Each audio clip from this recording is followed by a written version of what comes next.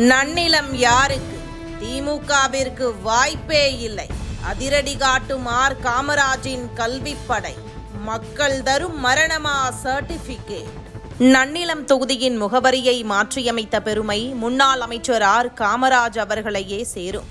ஒரு அரசியல்வாதியாக மட்டுமல்லாமல் அந்த மண்ணின் ஒவ்வொரு குழந்தையின் கல்விக்கும் அரணாக நின்ற அவரது 10 ஆண்டு கால பணிகள் வெறும் அறிக்கைகள் அல்ல, அவை அந்த தொகுதியின் தலைமுறையை மாற்றியமைத்த நிஜமான தரவுகள். அங்கன்வாடி மையங்களின் தரம் உயர்த்துவதில் தொடங்கி பள்ளிக்கல்வி மற்றும் உயர்கல்வி வரை அவர் செய்த பணிகள் தடையின்றி தொடர்ந்தன. நன்னிலம் தொகுதியில் மட்டும் 100க்கும் மேற்பட்ட அங்கன்வாடி மையங்கள் புனரமைக்கப்பட்டு குழந்தைகளுக்கு ஊட்டச்சத்துள்ள உணவுடன் கூடிய நவீன கற்றல் சூழல் உருவாக்கப்பட்டது. அரசு பள்ளிகளில் மாணவர் சேர்க்கையை அதிகரிக்க போதிய கட்டிட வசதிகள் இல்லாத பள்ளிகளுக்கு புதிய வகுப்பறைகள், நவீன ஆய்வகங்கள் மற்றும் கணினி அறைகள் ஒதுக்கீடு செய்யப்பட்டன. குறிப்பாக குடவாசல் மற்றும் நன்னிலம் பகுதிகளில் உள்ள அரசு மேல்நிலைப் பள்ளிகள் தனியார் பள்ளிகளுக்கு இணையான உள்கட்டமைப்பை பெற்றன. மாணவர்களின் இடைநிற்றலை தவிர்ப்பதில் அவர் காட்டிய உறுதி அசாத்தியமானது.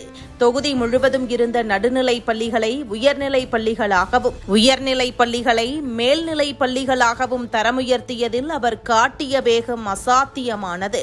நன்னிலம் மற்றும் குடவாசல் ஒன்றியங்களில் உள்ள குக்கிராமங்களில் கூட மாணவர்கள் நீண்ட தூரம் பயணம் செய்ய வேண்டிய தேவையை அவர் அடியோடு ஒழித்தார்.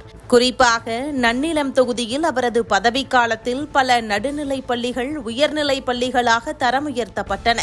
போக்குவரத்து வசதியில்லாத கிராமப்புற மாணவர்களுக்காக கூடுதல் பேருந்து வசதிகள் மற்றும் மிதிவண்டிகள் தடையின்றி கிடைப்பதை உறுதி செய்ததன் மூலம் வறுமையால் எந்தவொரு மாணவனும் படிப்பை பாதியில் நிறுத்திவிடக் கூடாது என்பதில் அவர் கவனமாக இருந்தார். பள்ளிக்கல்வியை தாண்டி நன்னிலம் தொகுதியின் ஒரு மாபெரும் அடையாளமாக திகழும் திருவாரூர் மத்திய பல்கலைக்கழகம், அதாவது central university of Tamil Nadu, Nannilam தொகுதியின் நீலக்குடியில் அமைய அவர் எடுத்த முயற்சிகளும் அதற்கு தேவையான நிலம் மற்றும் அடிப்படை வசதிகளை ஒருங்கிணைத்ததும் அந்த தொகுதியின் வரலாற்றில் பொற்காலமாகும்.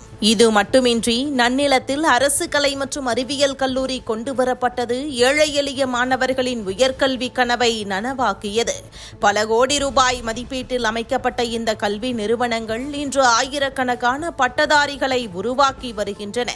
வெறும் கட்டிடங்களை மட்டும் கட்டாமல் அந்த மண்ணின் பிள்ளைகளின் எதிர்காலத்தை கட்டியெழுப்பியவர் அவர்.